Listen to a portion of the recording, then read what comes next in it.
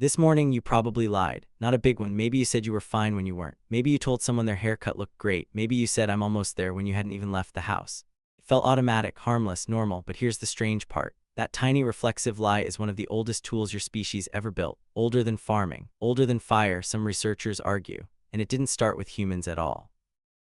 Long before your ancestors could speak a single word, deception was already alive on this planet. A butterfly wearing the eyes of an owl on its wings, a harmless snake mimicking the markings of a venomous one. Nature had already discovered a simple truth: you don't need to be dangerous. You just need to look dangerous. Deception, at its core, isn't about lying with words. It's about controlling what another mind believes. And once a creature can imagine what's happening inside someone else's head, deception becomes almost impossible to resist. That's where your story really begins. Somewhere between 2 and 6 million years ago, primate brains started growing. Not just bigger, more social. Researchers studying primate behavior noticed something odd. The species with the largest brains weren't always the best hunters or the strongest climbers. They were the best manipulators. A chimpanzee might silently watch a rival bury food, then wait until it was alone to steal it. Another might fake an injury to avoid a fight it couldn't win. This wasn't planned cruelty. It was strategy, quiet, calculated, and deeply intelligent. The evolutionary biologist Robert Trivers spent decades studying exactly this. He proposed something unsettling. Deception, he argued, wasn't just something humans learned to do to each other. It became so useful that evolution built it into you at a deeper level. Trivers suggested that self-deception itself evolved as a tool.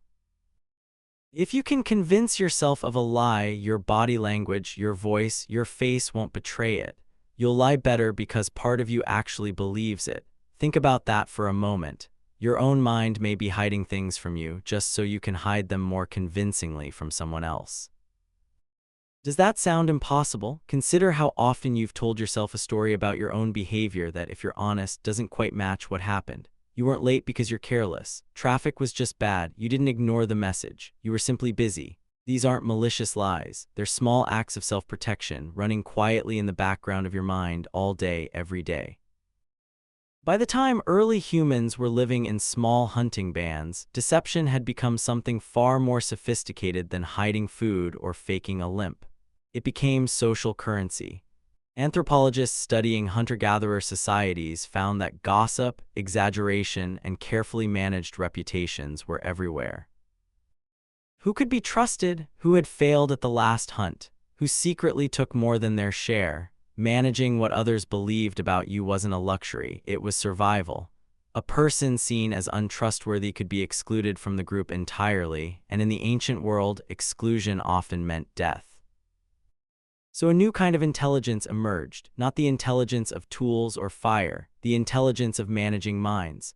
Psychologist Paul Ekman spent much of his career studying the human face, searching for the tiny, involuntary flickers of expression that betray what someone is really feeling. He called them micro-expressions, a flash of fear behind a smile, a trace of contempt behind a nod. What he discovered was almost paradoxical. Humans had become extraordinary liars, skilled enough to fool almost anyone. But the human face, wired by millions of years of evolution, still leaked the truth in flashes lasting less than half a second. You built the perfect tool for deception. Then evolution built a tiny crack in it, just wide enough for the truth to slip through. Here's where the story takes its strangest turn. If lying is so old, so deeply built into your biology, why does society still treat it as shameful? Why do children get punished the moment they're caught in one? The answer might be the most counterintuitive part of this entire story. Lying isn't the opposite of cooperation, it's the price of it. Social psychologist Bella DePaulo ran a series of studies asking ordinary people to keep a diary of every lie they told over the course of a week. The results surprised almost everyone, including her. Most participants lied once or twice a day, and the overwhelming majority of those lies weren't cruel or self-serving in any dramatic way. They were small social lubricants. I love the gift. Dinner was delicious. No, you didn't interrupt me. DePaulo's research suggested something profound. Human relationships don't run on constant, unfiltered truth. They run on a careful, mutual agreement to soften certain truths in order to keep the social fabric intact. Imagine a world without any of that, every opinion stated with brutal honesty, every flaw pointed out the moment it's noticed. That world doesn't sound more honest, it sounds unbearable. Could a species survive with zero deception at all? Most researchers who study this doubt it.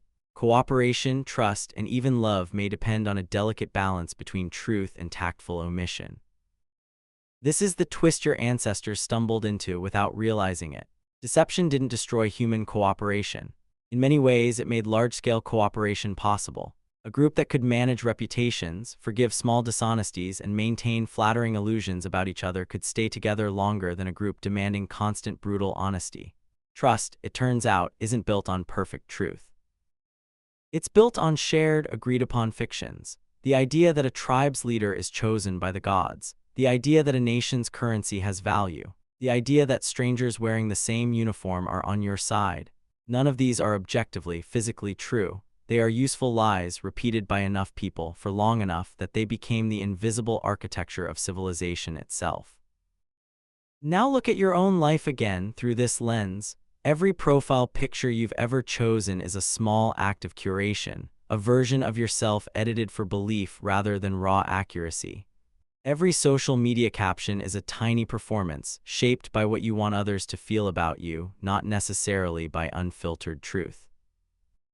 You are not doing anything new. You are running software that is millions of years old, refined by primates hiding food, sharpened by hunter-gatherers protecting their reputations, and inherited by you, sitting here scrolling through a feed built almost entirely on selective truth.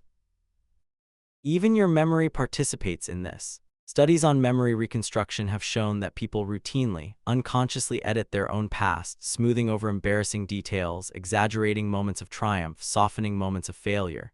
You're not just capable of lying to others. Your own mind may be quietly doing it to you every single day, so gently you never notice the edit.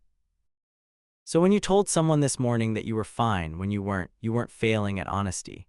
You were participating in one of the oldest, strangest, most essential behaviors your species has ever evolved. A behavior shared with mimicking butterflies, deceptive primates, gossiping hunter-gatherers, and every human being who ever needed to belong to a group larger than themselves. Maybe the truth was never really the point. Maybe what mattered all along was whether the story you told could hold two people together for one more day. This morning, you probably lied. And for a species like yours, that might be exactly what kept you alive long enough to read this sentence.